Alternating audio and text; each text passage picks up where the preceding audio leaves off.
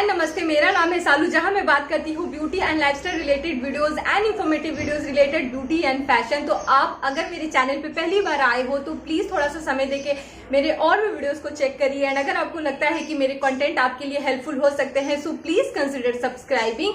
सो आज कि अगर मैं टॉपिक की बात करूं, आज सच में मैं आप लोगों के साथ बहुत ज्यादा हेल्पफुल टॉपिक शेयर करने वाली हूं एंड बहुत ज्यादा इंफॉर्मेटिव टॉपिक शेयर करने वाली हूं। अभी तक मैंने इस तरह के वीडियोस यूट्यूब पे नहीं देखा है। आपको बहुत सारे वीडियो मिल जाएंगे कि आपको डिजाइनर साड़ियाँ किस तरह बनानी चाहिए। इनफैक्ट मेरे चैनल पे भी बहुत सारे ऐसे वीडियोस हैं, प्लीज चेक करिएगा। कुछ के लिंक मैं आपको डिस्क्रिप्शन बॉक्स में दे दूंगी। बट आज मैं आप लोगों के साथ शेयर करूंगी कि अगर आप छोटे छोटे मिस्टेक्स करते हो घर पे साड़ी बनाते टाइम एंड अगर आप ये मिस्टेक नहीं करोगे तो आपकी साड़ी बहुत परफेक्ट निकल के आएगी। सो या without further ado let's get started with the video. तो मेरा सबसे पहला टिप है कि कभी भी अगर आप थान से कपड़ा कटवाते हो अपने लिए साड़ी बनाने के लिए तो हमेशा इस टिप को फॉलो करें। आप जो शॉपकीपर है भैया से आप पूछे कि जो कपड़े का अर्ज है वो कितना है, क्योंकि नॉर्मली जब हम थान से कपड़ा कटवाते हैं तो कपड़े का अर्ज जो होता है वो ज्यादा होता है। तो अगर कपड़े का अर्ज 44 सेंटीमीटर से ज्यादा, आप कपड़ा सिर्फ 5 मीटर खरीदे, 5.5 मीटर ना खरीदे, क्योंकि विथ जो होती है अर्ज होने की वजह से साड़ी की जो विथ है वो ऑटोमेटिकली बढ़ जाती है। तो आप इसे हमेशा फॉलो करें एंड अर्ज की अकॉर्डिंग ही आप अपने लिए साड़ी का फैब्रिक खरीदे। एंड अगर आपकी हाइट कम है तो आप 5 मीटर से भी कम आप कपड़ा खरीदे अगर आप थान से कपड़ा कटवा रहे हो तो। So this is my first point. जो मेरा सेकंड टिप है कि जब भी आप थान से कपड़ा कटवा के लाते हो एंड आप प्लीज इसी तरह उसे साड़ी में कन्वर्ट ना करें। मैं एक बहुत ही हेल्पफुल टिप शेयर कर रही हूँ। मैं हमेशा अपने साथ इस टिप को फॉलो करती हूँ। पहले मुझे भी प्रॉब्लम होती थी एंड जब मैं उसे टक करती थी तो मुझे ऐसा लगता था कि बहुत एक्स्ट्रा फैब्रिक है साड़ी में। सो मैंने एक दिन क्या करा, अपनी एक साड़ी को लिया जो मैंने मार्केट से खरीदा था एंड जो कपड़ा मैं थान से लेके आई थी उस कपड़े को मैंने लिया एंड उसे फोल्ड करके मार्केट वाली साड़ी के ऊपर में रखा एंड उसे मेजर किया। एंड मेजर करने के बाद जो भी पार्ट एक्स्ट्रा होता है नीचे लेंथ वाइज उसे आपने कट कर देना है। ये एक साड़ी मैंने बनाई थी, इसे मैंने शेयर भी किया था रक्षाबंधन लुक बुक में, मैंने इसे स्टाइल भी करा था। तो आप ये देखो, ये साड़ी के साथ भी मैंने सिमिलर इसी तरह का किया है। मैंने मेजर करा अपनी साड़ी से, जो भी आप दुकान से खरीद के लाए हो साड़ी को मेजर करना है एंड उसके बाद जो भी एक्स्ट्रा पार्ट होता है उसे कट कर देना है। ये पार्ट मेरा एक्स्ट्रा हो रहा था तो मैंने इसे कट कर दिया। बट अगर मैं इसे कट नहीं करती तो जो भी ये देखो एक्स्ट्रा फैब्रिक जो है जब मैं इसे फोल्ड करके प्लीट करती टक करती तो बहुत ज्यादा आपको अनकंफर्टेबल फील होता है। क्यों? क्योंकि जो एक्स्ट्रा फैब्रिक है वो तो है ही, प्लस आपका ये भी फैब्रिक उसमें जा रहा है। तो आप इस टिप को हमेशा ट्राई करिए कि थान का कपड़ा आप हमेशा अपनी साड़ी से मेजर करके जो भी एक्स्ट्रा होता है आप उसे कट कर दें एंड किसी भी चीज में आप इसे यूटिलाइज कर सकते हो। So this is my tip number 2।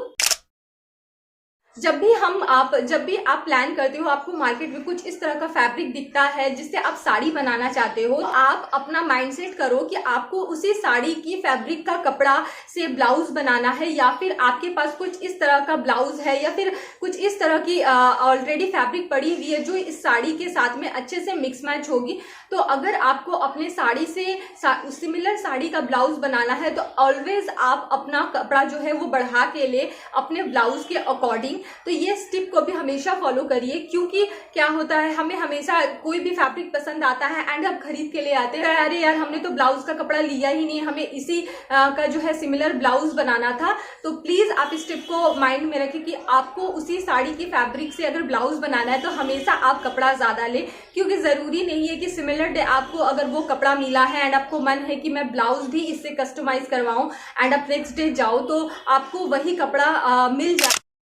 Next point है, पहले मैं आप लोगों से कुछ शेयर करना चाहती हूँ। मैं ट्राई कर रही हूँ कि शॉर्ट वीडियोस के थ्रू आपकी क्वेरीज को सॉर्ट आउट कर पाऊँ, तो उसकी मैं एक प्लेलिस्ट बना दूंगी। वहां पे मैं बिल्कुल 1 से 2 मिनट के वीडियोस अपलोड कर रही हूँ, भी मैं अपलोड करूंगी। तो आप वो अगर सीरीज चेक करना चाहते हो तो आप मेरा प्लेलिस्ट को चेक कर सकते हो। जब हम 2 फैब्रिक लाते हैं खरीद के उसे ज्वाइंट करने के लिए तो आप हमेशा प्रॉब्लम होती है, हम क्या करते हैं ज्वाइंट लगाते हैं एंड बैक साइड में जो ज्वाइंट है वो दिखता है। सो ये राइट मेथड नहीं है दो कपड़ों को ज्वाइंट करने का। मैं यहाँ पे साइड में आपको दिखा रही हूँ कि आपको ज्वाइंट किस तरह करना है।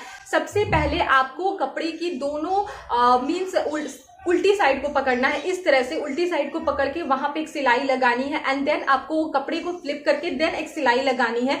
तो ये जैसे हम इनविजिबल जिप लगाते हैं उसी तरह आपकी ये जो स्टिचिंग है वो बिल्कुल इनविजिबल हो जाएगी एंड आपने अपनी साड़ी में कोई जोड़ लगाया है ये भी पता नहीं चलेगा।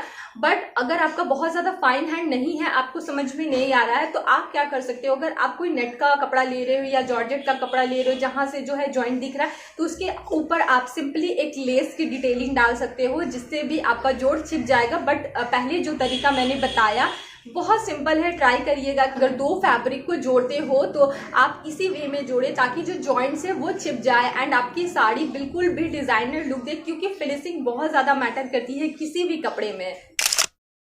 टू द नेक्स्ट स्टेप, उसके पहले प्लीज अगर आपको लगे कि इस तरह का वीडियो अभी तक आप लोगों के साथ किसी ने नहीं शेयर किया, इस तरह के सीक्रेट टिप्स किसी ने नहीं शेयर करी, ये बिल्कुल मेरा पर्सनल एक्सपीरियंस है। मैं साड़ियाँ बनाते टाइम जिन पॉइंट्स को ध्यान में रखती हूँ, जो फॉलो करती हूँ, वही मैं आप लोगों के साथ शेयर कर सक रही हूँ। तो ये मेरे लिए मेरे सीक्रेट टिप्स है। तो प्लीज अगर आपको ये टिप्स अच्छे लग रहे हो, ये सीक्रेट टिप्स अच्छे लग रहे हो, तो अपने फ्रेंड्स के साथ भी शेयर करिएगा एंड प्लीज चैनल को सब्सक्राइब करिएगा। आप मुझसे रिलेट कर पा रहे हो तो प्लीज चैनल को सब्सक्राइब किए बिना मत जाइएगा एंड अगर आप चैनल को सब्सक्राइब करते हो तो बेल बटन को भी प्रेस करिएगा ताकि जो भी वीडियो मैं अपलोड करूं उसकी नोटिफिकेशन इजीली आप तक पहुंचती रहे। आप जितना ज्यादा एक्सपेरिमेंट करते हो उतना ज्यादा आप सीखते हो। तो मैं घर पे जब भी साड़ियां बनाती हूँ कुछ ना कुछ मैं उनसे नया जरूर सीखती हूँ, ताकि अगर आप लाइट वेटेड फैब्रिक में अगर आप सपोज यहाँ पे मैंने बहुत भारी सा अगर एक लेस लगाया है जिसकी वेट ज्यादा है, लुक वाइज भारी नहीं है देखने में बट वेट ज्यादा है, तो आपकी साड़ी में एक प्रॉब्लम होगी। जब भी आप प्लीट करोगे आपकी साड़ी क्या है नीचे की तरफ ड्रॉप हो जाएगी, झोल उसमें नजर आएगा। तो आपको ये बात हमेशा ध्यान में रखनी है कि आपको अपने फैब्रिक के अकॉर्डिंग भी लेस को चूज करना। अगर आपकी फैब्रिक जो है बहुत लाइट साइड में है तो आपको लाइट वेटेड लेस का ही इस्तेमाल करना है या बहुत ज़्यादा हेवी वेट का यूज़ करना है। ताकि अगर आप ऐसा करोगे तो मैंने जो आपको बताया वो प्रॉब्लम आपको फेस करनी पड़ेगी एंड किन किन को ये प्रॉब्लम ऑलरेडी फेस करनी पड़ी है इन द कॉमेंट सेक्शन। और जो मेरा नेक्स्ट पॉइंट है कि अगर आप साड़ी बनाते हो ऑलवेज आप ट्राई करो कि आप साड़ी का जो कपड़ा है बहुत ज़्यादा स्टिफ ना लो, बिकॉज आप साड़ी का कपड़ा अगर स्टिफ लोगे तो आपको ड्रेपिंग में भी प्रॉब्लम होगी। तो आप अगर जैसे कॉटन भी लेते हो तो आप मलमल कॉटन लो या फिर आप सिल्क लेते हो तो बहुत ज़्यादा मीन्स जो लीची सिल्क आजकल बहुत ज़्यादा ट्रेंड में, बहुत सॉफ्ट होते हैं, बहुत ईजी टू ड्रेप होते हैं। तो अगर आपको कोई इस तरह का स्टिफ फैब्रिक चाहिए जो नज़र तो आए स्टिफ बट वो ईजी टू ड्रेप हो एंड हैंडल करना भी आपके लिए आसान हो, तो प्लीज कभी भी आप बहुत ज्यादा हार्ड कपड़ा अपनी साड़ी के लिए ना लें। आपकी बॉडी में एक एक्स्ट्रा बल्क नजर आएगा, एक एक्स्ट्रा वॉल्यूम नजर आएगा। तो always choose a easy to drape sari material. Moving on to the next tip, उसके पहले अगर अभी तक आप मुझे इंस्टाग्राम पे फॉलो नहीं कर रहे हो तो ये मेरा इंस्टाग्राम प्रोफाइल है, प्लीज एक बार चेक करिएगा एंड अगर आपको अच्छा लगे तो प्लीज वहां पे भी मुझे फॉलो करिएगा। अगर आप कोई प्लेन फैब्रिक ले रहे हो, बिल्कुल plane fabric mean solid fabric ले रहे हो एंड आप प्लान कर रहे हो कि इसके ऊपर आप किसी भी तरह की जो लेस है उसकी डिटेलिंग डालोगे, तो आप हमेशा ट्राई करो कि उस लेस की थोड़ी सी भी डिटेलिंग आप अपने ब्लाउज में डालो। अगर आपके पास इतना बजट नहीं कि आप एक्स्ट्रा फैब्रिक लेके ब्लाउज सिलवाओ, तो मैं आपको एक सिंपल सा टिप बताना चाहती हूँ कि अगर आप सपोज ये जो बॉर्डर है इसे मैंने अपनी साड़ी में अटैच कर दिया एंड इससे जो भी लेफ्ट ओवर थोड़ा सा भी बॉर्डर अगर पड़ा हुआ है, आपको अपने ब्लाउज की स्लीव्स में आपको एज अ पाइपिंग उसे यूज करना है। मीन्स आपको एकदम पतली सी पाइपिंग की जैसा आपको यूज करना है, उसमें ज्यादा कपड़ा भी आपका नहीं लगेगा। एंड अगर आपका बजट ज्यादा है तो आप ट्राई करिए कि उस बॉर्डर को आप अपनी स्लीव्स पे लगाएं, आप अपनी बैक साइड के ब्लाउज पे लगाएं, कहीं ना कहीं उस बॉर्डर को आप यूज करें, आपकी साड़ी और भी डिजाइनर लुक देगी। तो आप इस टिप को फॉलो कर सकते हो कि आप बॉर्डर जो भी लगा रहे हो अपनी साड़ी में, ट्राई करो कि आप ब्लाउज में उसका थोड़ा सा टच दो।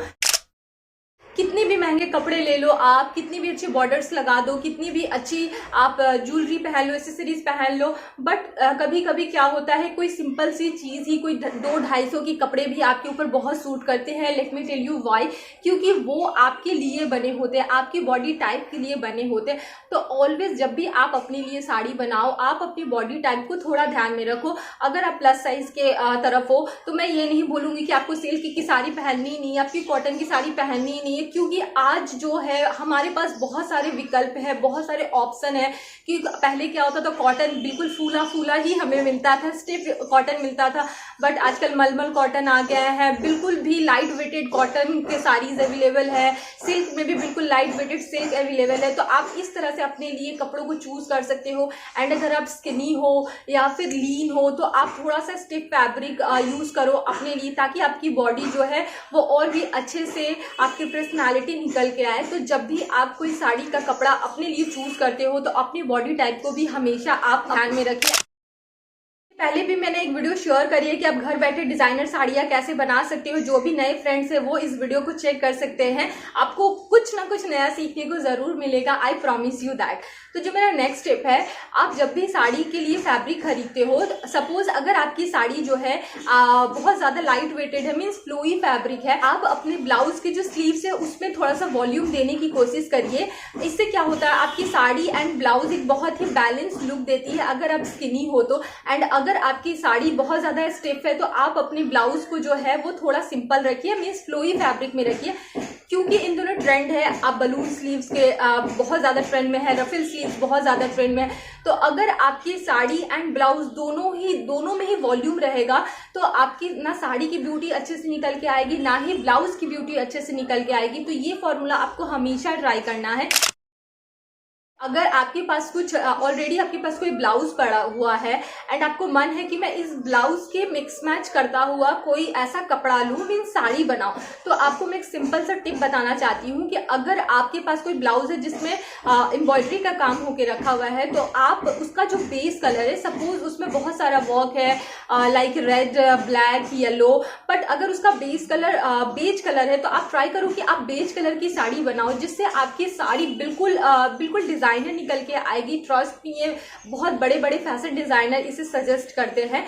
तो आपकी ब्लाउज का जो बेस कलर है उसके अकॉर्डिंग ही अगर आप साड़ी बनाते हो तो बेस कलर को ऑलवेज आप चूज करें, ये बहुत अच्छा लुक देगा आपकी साड़ी एंड ब्लाउज दोनों को। तो फॉलो करती हूँ, घर पे साड़ियाँ बनाते टाइम मैंने कोशिश करा कि मैं आप लोगों के साथ ये वीडियो शेयर करूँ कि आप ये मिस्टेक ना करें। अगर छोटे छोटे टिप्स को फॉलो करोगी तो आपकी साड़ी भी बहुत बहुत अच्छी बनेगी। कि आप लोगों के लिए मोटिवेटेड रहा हो, आपको लगता हो इन्फॉर्मेटिव रहा हो, तो प्लीज वीडियो को लाइक करिएगा, मेरे चैनल को सब्सक्राइब करिएगा। कोई वीडियो की रिक्वेस्ट है तो do let me know in the comment section. तो अभी के लिए इतना ही, मिलती हूँ नेक्स्ट वीडियो में किसी बहुत ही अच्छे कंटेंट के साथ। Till then be healthy, be happy, take care and bye bye, love you all.